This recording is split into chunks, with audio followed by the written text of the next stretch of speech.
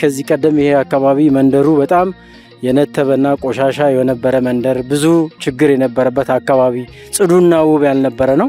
በጣም በፍጥነት በአማረ ሁኔታ ኢቭን አትክልቶቹ መንገዱን ያሳመሩበት መንገድ፣ እነዚህ ሁሉ በጣም አስደምመውኛል። እውነት በጣም ነው ደስ የሚለው።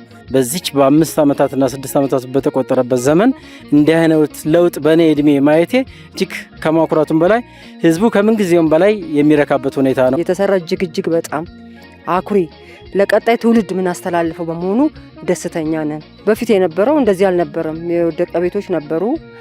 አካባቢው ቆሻሻ የተሞላ ነበረ። ይሄ ደግሞ ለዛሬ ሳይሆን ለሚቀጥለው ትውልድ ነው ማሰብ ያለብን። ለሚቀጥለው እኔ የኖርኩትን ህይወት ልጆቼ እንዲቀጥሉ አልፈልግም።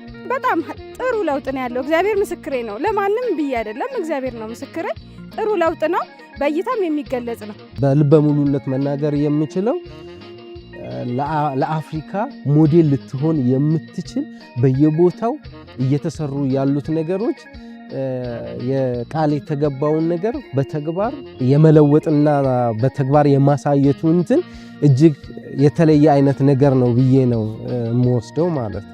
አዲስ አበባ እንደ ስሟ አበባ እየሆነች እየተለወጠች መሆኑን እኛ አይደለንም፣ እኛ ውስጥ ያለነው አይደለንም፣ የውጭ ሰዎችም ሰከሩላት ነው። ይሄ በሚቀጥለው ደግሞ በዓለምም ደረጃ ታዋቂነትን ያስገኛል ብዬ አምናለሁ።